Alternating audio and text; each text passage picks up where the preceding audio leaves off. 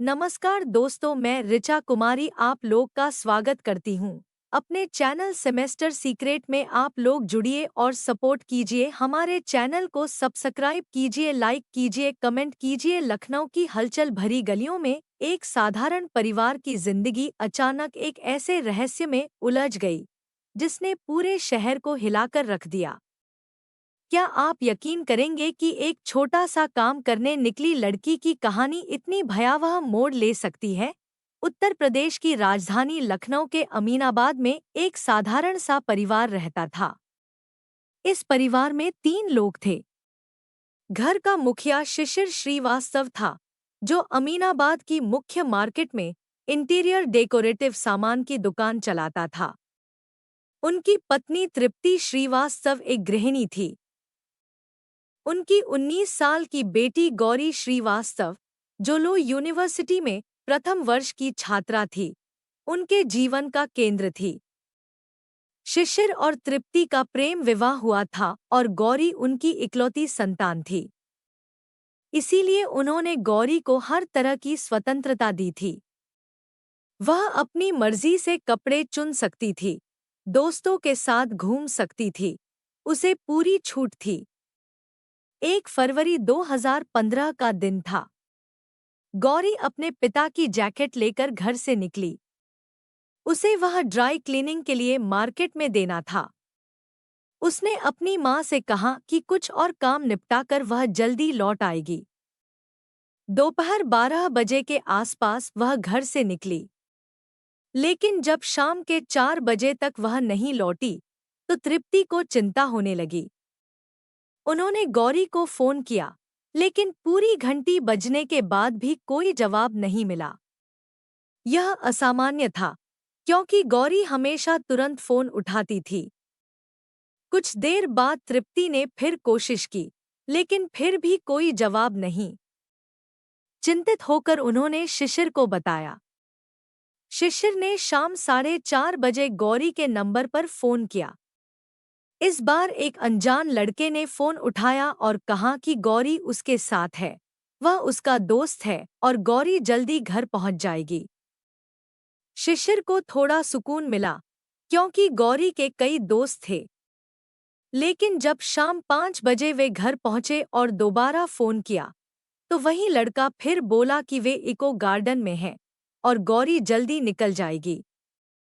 जब शिशिर ने गौरी से बात करने की मांग की, तो लड़के ने फोन काट दिया और फिर जवाब नहीं दिया।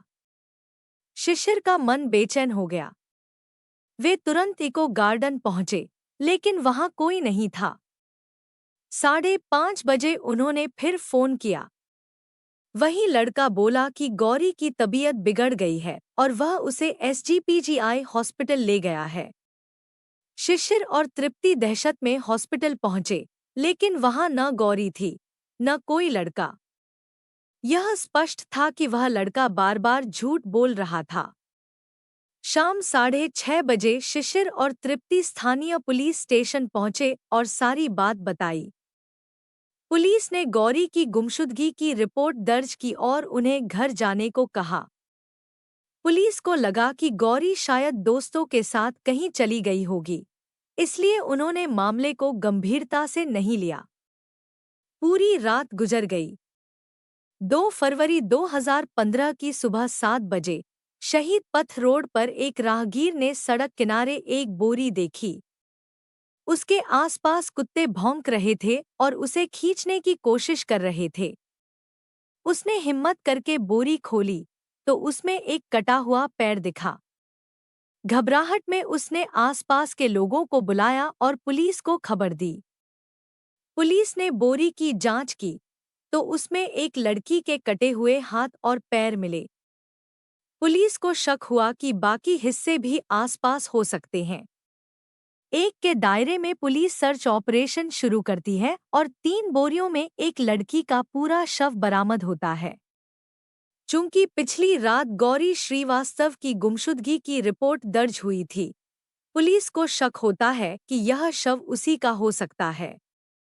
शव के हिस्सों को एकत्र कर सरकारी अस्पताल भेजा जाता है। वहां उन्हें जोड़कर तस्वीरें ली जाती हैं। गौरी के माता पिता को सूचना दी जाती है। वे हॉस्पिटल पहुंचते हैं और तस्वीरें व शव देखते ही तुरंत पहचान लेते हैं कि यह उनकी 19 साल की बेटी गौरी श्रीवास्तव का ही है।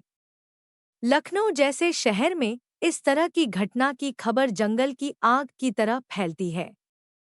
पुलिस पर दबाव बढ़ता है और वे इस मामले की जांच गंभीरता से शुरू करते हैं। पहले कदम के तौर पर पुलिस गौरी के मोबाइल की लोकेशन और कॉल डेटा रिकॉर्ड (सीडीआर) खंगालती है। सीडीआर से कोई ठोस सुराग नहीं मिलता, लेकिन मोबाइल लोकेशन से पता चलता है कि गौरी अपने पिता की जैकेट ड्राई क्लीनिंग के लिए देने के बाद तेलीबाग इलाके की ओर गई थी। वहां स्थानीय लोगों से पूछताछ में इस बात की पुष्टि होती है। पुलिस तेलीबाग के सीसीटीवी फुटेज इकट्ठा करती है, जिसमें एक फुटेज में गौरी नजर आती है। वह सड़क पर पैदल चल रही थी और अपने मोबाइल पर किसी से चैट कर रही थी। थोड़ी देर बाद एक लड़का बाइक पर आकर रुकता है और गौरी उसके साथ बाइक पर बैठकर तेलीबाग के भीतरी इलाके में चली जाती है। पुलिस को अब एक संदिग्ध मिल चुका था। बाइक की नंबर प्लेट के जरिए वे पता लगाते हैं कि उसका मालिक हिमांशु है, उम्र 23 साल, और वह तेलीबाग का ही रहने वाला है। पुलिस उसके घर पहुंचती है, लेकिन वहां ताला लटका मिलता है। पड़ोसियों से बात करने पर पता चलता है कि हिमांशु राजस्थान में पढ़ाई करता है, लेकिन हाल ही में उसका परिवार मुंबई घूमने गया था। इसीलिए वह लखनऊ आया था और पिछले दिन रात से लापता है। पुलिस हिमांशु का मोबाइल नंबर हासिल करती है और उसकी लोकेशन ट्रेस कर कुछ ही घंटों में उसे गिरफ्तार कर लेती है।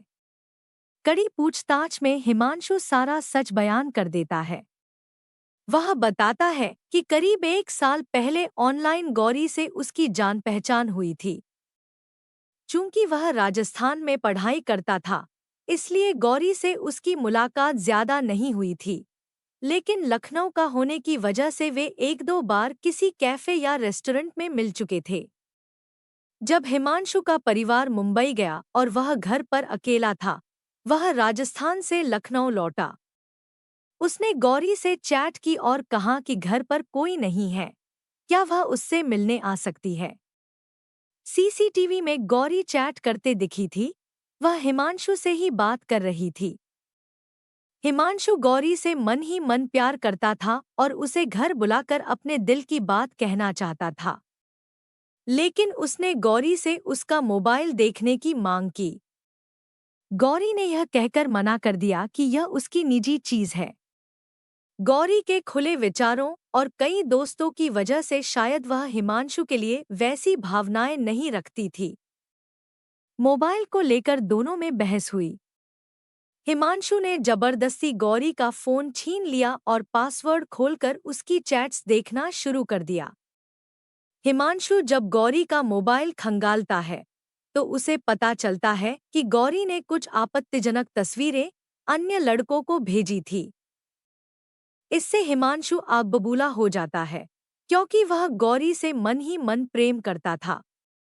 गौरी का ऐसा व्यवहार उसे गहरी ठेस पहुंचाता है और दोनों के बीच तीखी बहस शुरू हो जाती है। यह विवाद इतना बढ़ जाता है कि हिमांशु गुस्से में गौरी का गला घोंट देता है। गौरी बेसुध होकर फर्श पर गिर पड़ती है।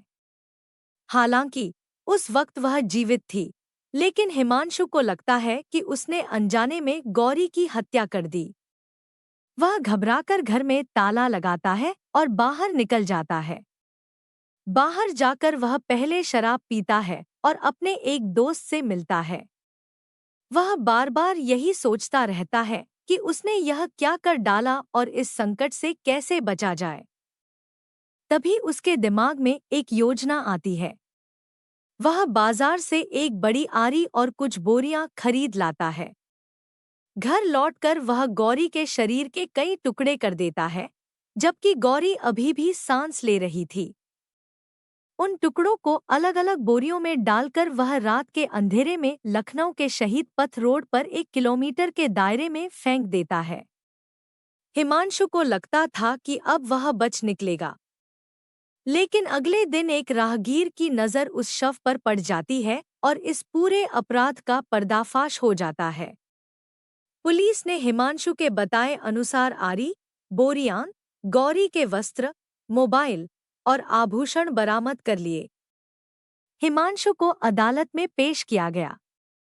उसके उस दोस्त को भी गिरफ्तार किया गया था जिससे वह उस दिन मिला था, लेकिन बाद में उसे रिहा कर दिया गया क्योंकि उसका इस मामले में कोई हाथ नहीं था।